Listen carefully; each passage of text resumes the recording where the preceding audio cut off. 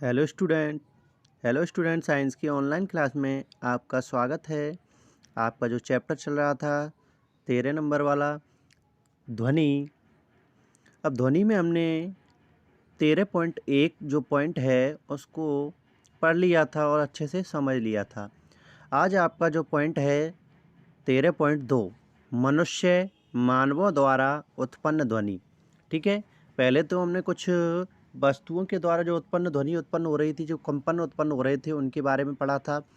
आज मानव के द्वारा ध्वनि कैसे उत्पन्न होती है, ठीक है, उसके बारे में हमें यहाँ से पढ़ना है और अच्छे से समझना है। कुछ समय तक जोर से बोलिए, कुछ समय तक जोर से बोलिए, गाना गाइए अथवा भौरे की तरह गुंजन कीजिए।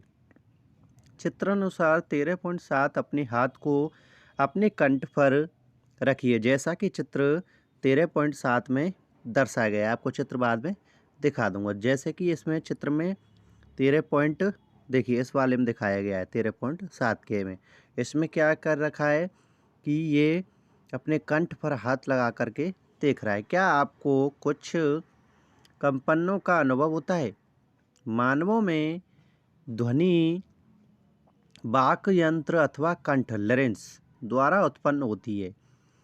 अपनी अंगुलियों को कंठ पर रखिए तथा एक कठोर उभार को खोजिए। ठीक है, ये जो गले में कंठ जैसा कठोर उभार होता है उसको खोजिए, जो निगलते समय चलता हुआ प्रतीत होता है। जैसे ही हम कुछ चीज़ों को खाते हैं या पानी वगैरह पीते हैं, लिक्विड वगैरह, तो एक उभार सा आपको प्रतीत होता है। शरीर का यह भाग वाक यंत्र कहलाता है। क्या कहलाता है? शरीर का यह भाग वाक यंत्र कहलाता है। यह श्वास नली के ऊपरी सिरे पर, कहाँ पर होता है? यह श्वास नली के ऊपरी सिरे पर होता है। वाक यंत्र या कंठ के आर पार दो वाक तंतु इस प्रकार तानित होते हैं कि उनके बीच में वायु के निकलने के लिए एक संकीर्ण झिरी बनी होती है। क्या होती है? एक झिल्ली होती है या झिरी बनी हुई होती है, जिसमें से वायु क्या होती है? निकलती है। देखते हैं इसमें। जब फेफड़े वायु को बलपूर्वक झिरी से बाहर निकालते हैं, ठीक है, हमारे जो फेफड़ों में जैसे ही हम ऑक्सीजन लेते हैं तो वायु हमारे फेफड़ों में अंदर जाती है।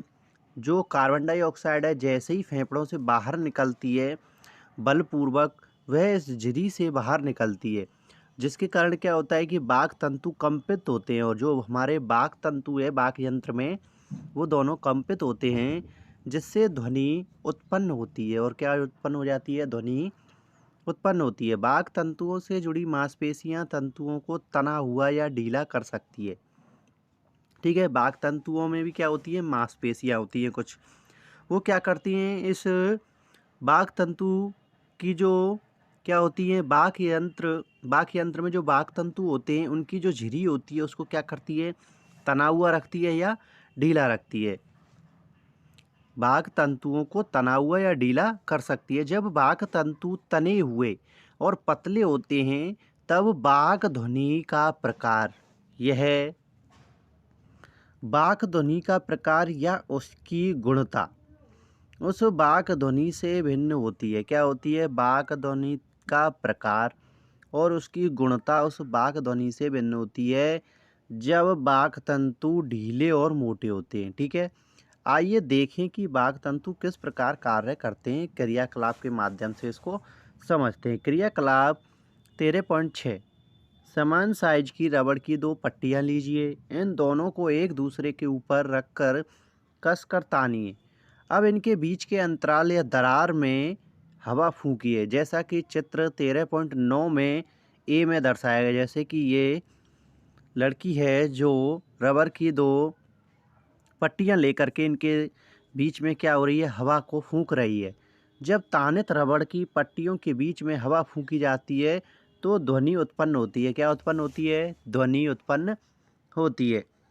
यदि आप रबड़ की पट्टियाँ नहीं ले सकते तो आप क्या कर सकते हो? एक कागज़ के टुकड़े जिसमें एक पतली झिरी बनी हो की सहायता से भी आप इस क्रियाकलाप को कर सकते हो। कागज़ को अपनी अंगुलियों के बीच चित्र 13.9 बी की भांति 13.9 बी की भांति पकड़िए, अब झिरी के बीच में हवा फूंकिए। अब क्या करना है, जो दोनों कागज़ों के बीच में जो झिरी है, उस झिरी के बीच में हमें क्या करना है, हवा फूंकिए और ध्वनि सुनिए। हमारे वाक् तंतु भी इसी प्रकार ध्वनि उत्पन्न करते हैं। अब देखिए 13.9 में एक लड़का है जो कि कागज़ की दो पट्टियों के लेकर के उनके बीच में क्या हो रहा है, ध्वनि फूंक रहा है, जैसा कि इस तरीके से दर्शाया गया है। और रबड़ की दो पट्टियाँ इस प्रकार से ली जाती हैं। तो आपको जो वाक् यंत्र है, वाक् यंत्र में पाए जाने वाले जो वाक् तंतु हैं, उसके बारे में आपने यहाँ से समझ लिया। आगे देखते क्या दे रखा है इसमें। पुरुषों के वाक् तंतुओं की लंबाई, यानी कि पुरुषों जो मेल हैं उनके तंतुओं की लंबाई 20 मिलीमीटर होती है और महिलाओं में इसकी लंबाई लगभग 15 होती है, यानी कि 15 मिलीमीटर होती है। बच्चों के वाक् तंतु बहुत छोटे होते हैं, यही कारण है कि पुरुषों, महिलाओं तथा बच्चों की वाक् ध्वनियाँ भिन्न भिन्न होती हैं। ऐसा आप सभी जानते हो। 13.3 ध्वनि संचरण के लिए माध्यम की आवश्यकता होती है। ठीक है, ध्वनि के संचरण के लिए माध्यम की आवश्यकता होती है। ध्वनि किसी न किसी माध्यम में ही गमन करती है, बिना माध्यम के ध्वनि गमन नहीं करती है। तो पढ़ते हैं कौन कौन से ऐसे माध्यम हैं जिनमें ध्वनि गमन करती है एक स्थान से दूसरे स्थान तक। जब आप कुछ दूरी पर खड़ी अपनी सहेली को पुकारती हैं तो आपकी सहेली आपकी आवाज़ को सुन पाती है। उसके पास तक आपकी ध्वनि कैसे पहुंचती है? क्या बीच में कोई ऐसा माध्यम है जिसके द्वारा वो ध्वनि एक स्थान से आपकी जो सहेली दूसरे स्थान पर खड़ी है उस स्थान तक पहुंच जाती है? ऐसा कैसा माध्यम है?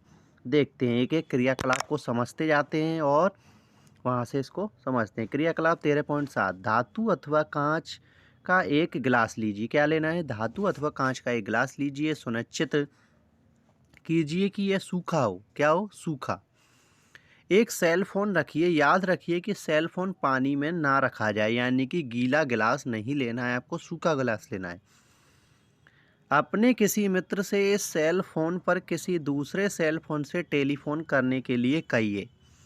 घंटी की ध्वनि को ध्यानपूर्वक सुनिए। अब गिलास के किनारों को अपने हाथों से सटा कर पकड़िए, जैसा कि चित्र में दिखाया गया है। घंटी को ध्वनि ध्यानपूर्वक सुनिए। अब गिलास के किनारों को अपने हाथों से सटाकर पकड़िए। अब हम अपने मुंह को हाथों के बीच की खाली जगह पर सटाकर रखिए, जैसा कि आपको चित्र में एक बालक दिखाया गया है। 13.10 में ध्वनि संचरण के लिए माध्यम की आवश्यकता होती है। इसके बारे में और समझते हैं कि ये ध्वनि कैसे इसमें कार्य कर रही है। अपने मित्र को फिर से टेलीफोन करने के लिए कहिए।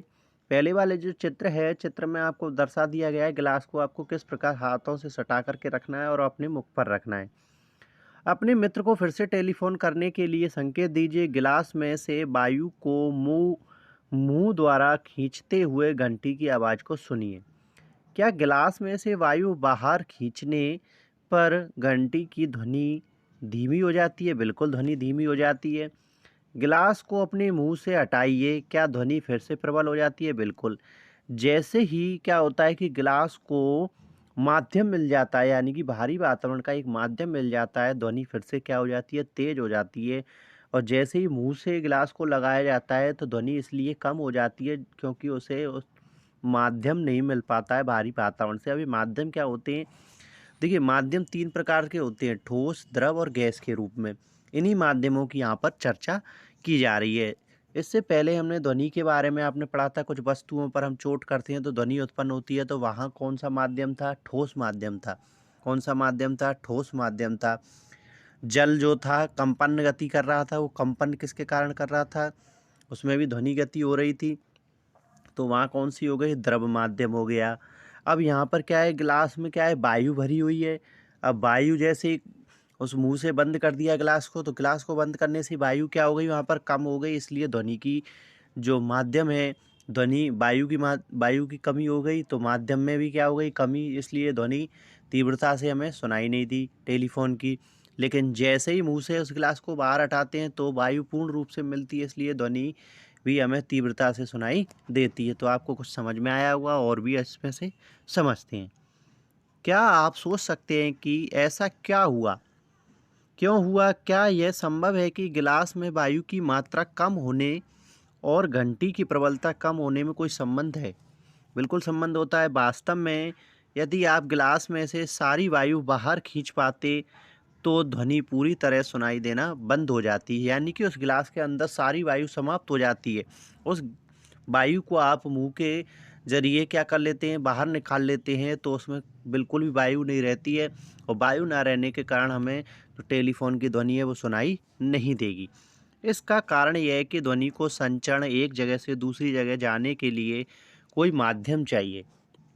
जब किसी बर्तन में वायु पूरी तरह से निकाल दी जाती है तो कहा जाता है कि बर्तन में निर्वात है। निर्वात का मतलब होता है कि उसमें वायु की मात्रा बिल्कुल भी नहीं है, यानी कि निर्वात, जहाँ पर किसी भी प्रकार का कोई वायु का माध्यम नहीं है, उसको बोलते हैं निर्वात, यानी कि खाली।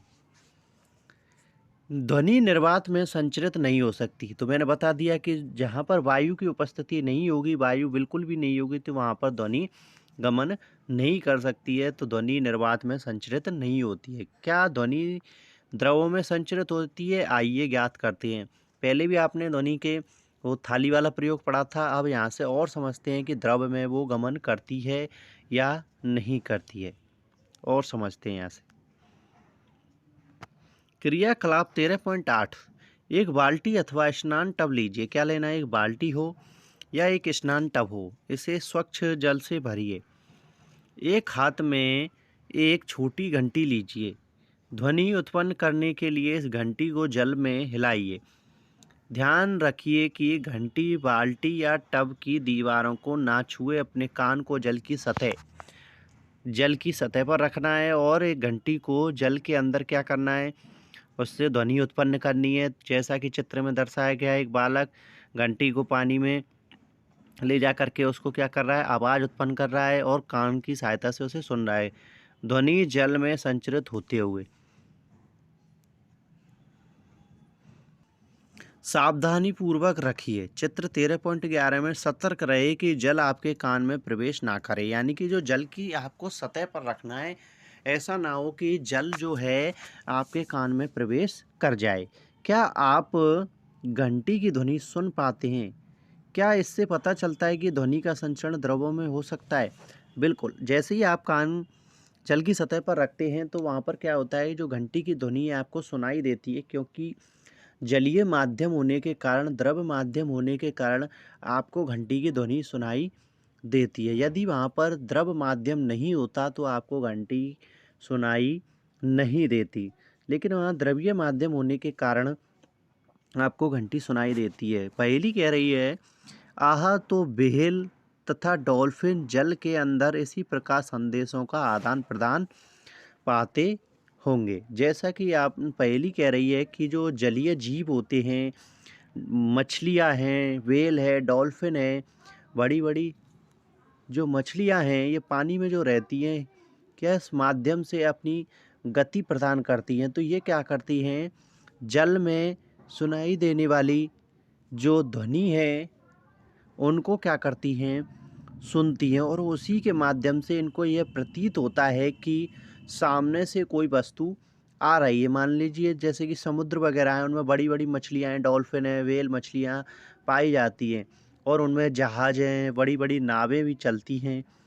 तो सामने से आ रही जहाज, नाव को इनको कैसे पता लगता है कि सामने से कोई जहाज आ रहा है या व्हेल मछली आ रही है, वो क्या आ रही है, कोई नाव आ रही है? तो ये क्या करते हैं, एक तरीके से एक तरंग उत्पन्न करते हैं, एक ध्वनि उत्पन्न करते हैं। यदि वो ध्वनि उस जहाज से टकरा करके वापस इनके पास आ जाती है, यानी कि उनको सुनाई देती है, तो इन्हें प्रतीत होता है कि सामने कोई ना कोई वस्तु है, या कोई पत्थर है या कोई चट्टान है, ऐसा इनको उस ध्वनि के माध्यम से प्रतीत होता है। ठीक है। आइए ज्ञात करें कि क्या ध्वनि ठोसों में भी गमन कर सकती है। बिल्कुल कर सकती है। उसको और समझते हैं क्रियाकलाप के माध्यम से। क्रियाकलाप 13.9 में देखते हैं क्या ध्वनि ठोसों में भी गमन करती है। धातु का 1 मीटर स्केल या धातु की एक लंबी छड़ लीजिए। इसके एक सिरे को अपने कान से सटा कर रखिए। अपने मित्र से स्केल के दूसरे सिरे को धीरे से खरोंचने या खटखटाने को कहिए, जैसा कि चित्र 13.12 में दर्शाया गया है। चित्र 13.12 में ध्वनि मीटर स्केल में गमन करती हुई, देखिए एक तरफ इसने कान से लगाया हुआ है और दूसरी तरफ ये जो बालक है इसने क्या कर रहा है, धातु या लकड़ी की जो स्केल है उसको क्या है, अपनी उंगली से खरोंच रहा है। क्या आप खरोंचने की ध्वनि सुन पाते हैं? अपने आसपास खड़े हुए मित्रों से पूछिए क्या वे भी इस ध्वनि को सुन पाएँ। बिल्कुल सुन पाते हैं। जैसे ही या तो धातु का जो स्केल है इसको खटखटाइए या खुरचिए। खुरचिए की जो ध्वनि है बहुत कम सुनाई देती है, इसलिए सीधे ही क्या करती है, दूसरे वाले व्यक्ति को सुनाई देती है। लेकिन यदि इससे कुछ खटखटाते हैं तो वह इस वाले व्यक्ति को भी सुनाई देगी और बाहर भी माध्यम जो है वायु का उसमें भी हमें सुनाई देती है। तो हमें ये पता लग रहा है कि जो स्केल है धातु या लकड़ी का खुरचने से इस दूसरे वाले व्यक्ति को उस स्केल के माध्यम से दूसरे वाले व्यक्ति को उसके खुरचने की और खटखटाने की आवाज़ बिल्कुल सुनाई देती है। तो यहाँ से ये पता लगता है कि जो ध्वनि है वो ठोसों में भी गमन करती है। आप अपने कान को लकड़ी या धातु कि किसी लंबी मेज के एक सिरे पर रखकर तथा अपने मित्र को दूसरे सिरे को खरोंचने के लिए कह कर भी उपरोक्त क्रियाकलाप कर सकते हैं। उसमें भी आपको पता लग जाएगा कि ठोस पदार्थों में संचरण कर सकती है क्या ध्वनि।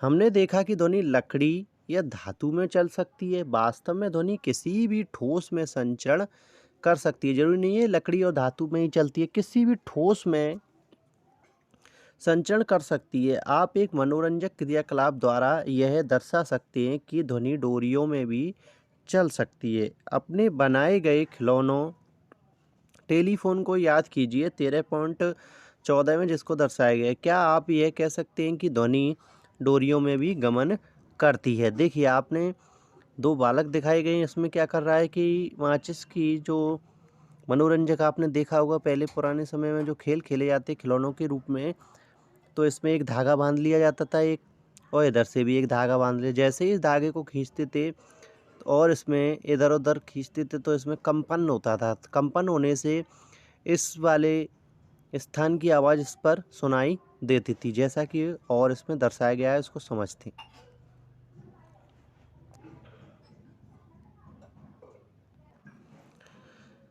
13.14 में खिलौना टेलीफोन के बारे में दर्शाया गया है। अब तक हमने सीखा कि कंपायमान वस्तुएं ध्वनि उत्पन्न कर सकती है कि जिनमें कंपन होता है तथा यह किसी माध्यम में सभी दिशाओं में संचरित हो सकती है। जो ध्वनि है कंपन गति भी करती है, यह किसी भी माध्यम में संचरित भी हो सकती है, चाहे वो माध्यम ठोस हो, द्रव हो, गैस हो। यह माध्यम गैस, द्रव, ठोस किसी भी प्रकार का हो सकता है। इस ध्वनि को हम सुनते कैसे हैं? अब जो ध्वनि उत्पन्न हो रही है उसको हम कैसे सुनते हैं अपने कानों के द्वारा, उसके बारे में और यहाँ से समझते हैं।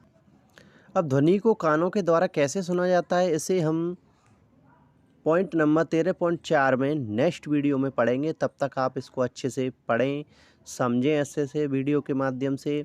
नेक्स्ट वीडियो में मिलते हैं। धन्यवाद।